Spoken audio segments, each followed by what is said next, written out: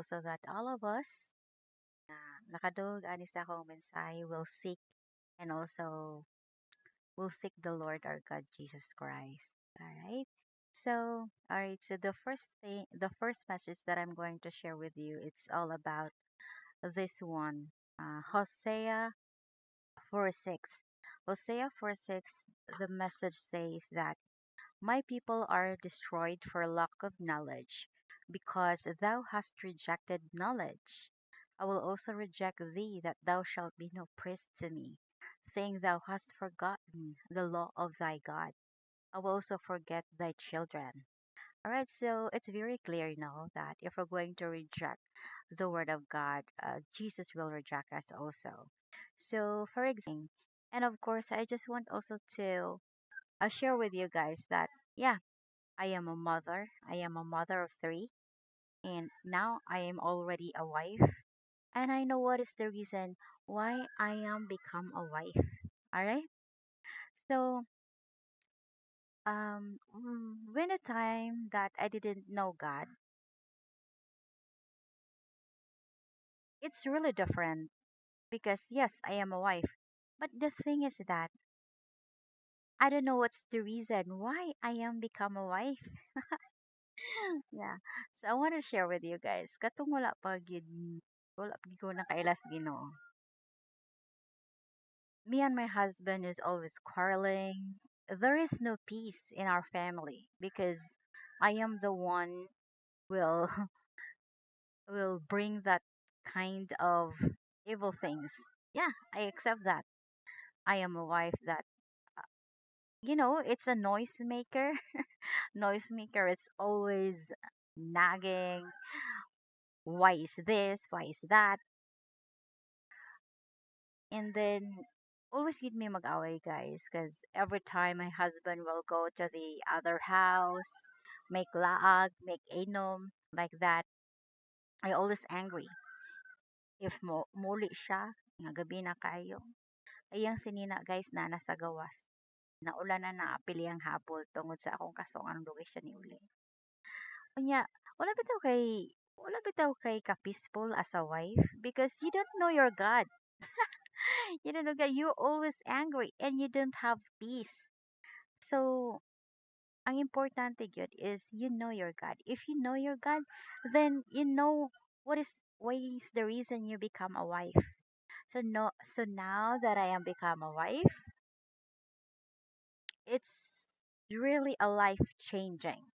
All right, it is really a life changing. Not so long ago, nga I'm always nagging, but now I am so calm. I am so happy.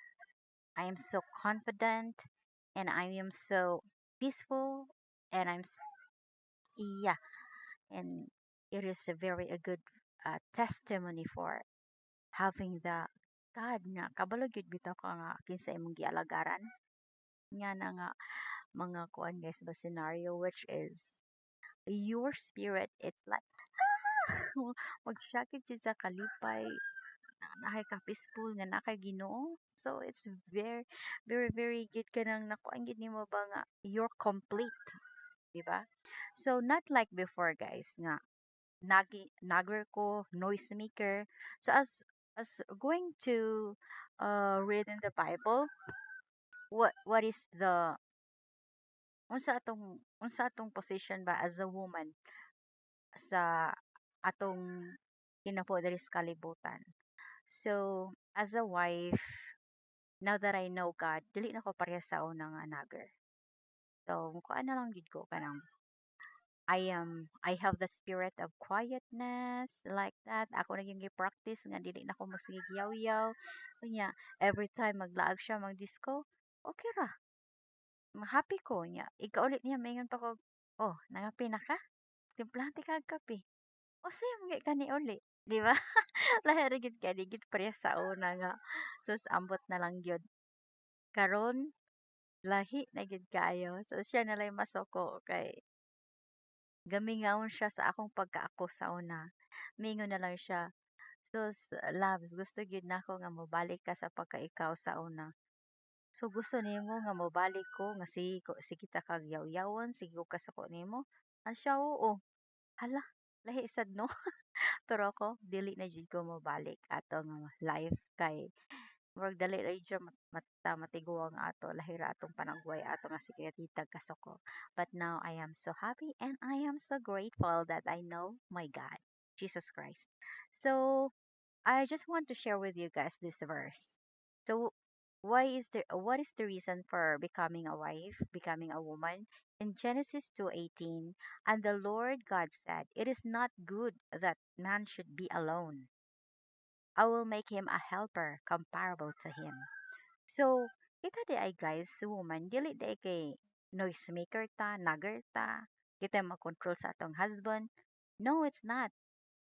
The reason is we are a helper, helpmate. So, like for example, today I am working because I know that my husband is still working in the farm. So, our our money is not enough. That's the reason why that I am working. So, I am helping him. So, it's not because na magpuyo ra ta na nga wife kay wife ra. Kinahanglan jud ta motabang. And also, I can also read here nga being a wife, we are a helpmate. Okay. Ephesians 5:23. For the husband is the head of the wife, as also Christ is the head of the church, and he is the savior of the body. And all right. It's very nice. It's very nice message from God. And also, napugoy whole verse ni siya akong basahan sa inyo so that we can really understand well.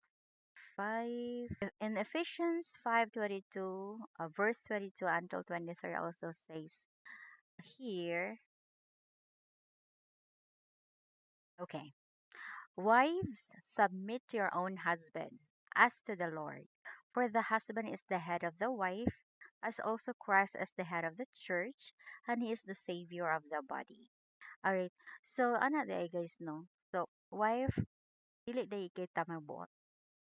Since ang atong husband is the head of the family, siya po'y gadala nga siya ang Christ sa atong pamilya. So we need to submit to him nga kay kay siya ang the head of the family. So it is not good guys nga we are we are in the church, grabe kay ta makadaig, makakuan Ginoo, makadaig la pag-ampuan na sayo-sayo, but pag-abot sa balay wa ta nag-submit sa atong husband, it's very useless. Right? It's so very useless. Na po si husband. Alright, so in Ephesians 5:22 to 26, ano siya? Wives, submit to your own husband as to the Lord, for the husband is the head of the wife, as also Christ is the head of the church, and he is the Savior of the body.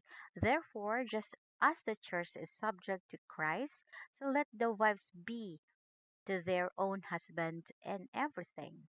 Husbands, love your wives, just Christ also loved the church and gave himself for her, that he might sanctify and cleanse her with the washing of the water by the word.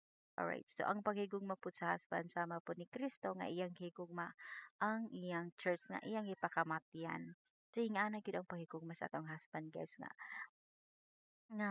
ganang pakamatyan jud ta nila ba ingana gyud ang ilang pahigog mga sama nila giatiman ang ilang kaugalingon kung giunsa nila pag-atiman ilang kaugalingon ingana po nila giatiman ang ilang wife mao nang giingon sa Ginoo guys. So we really need to seek God every day, guys, and ask Holy Spirit to guide us because without Holy Spirit, we are nothing. Magkaguliang ang tanan kung wala Holy Spirit na mag-guide sa imo. So ask the Holy Spirit because the Holy Spirit is already there. The reason is the Holy Spirit will not speak with you because you're not allowed to speak with you. You are busy doing social media. You are busy doing watching telenovela. You are busy watching Korean drama. You are busy doing pagwapa.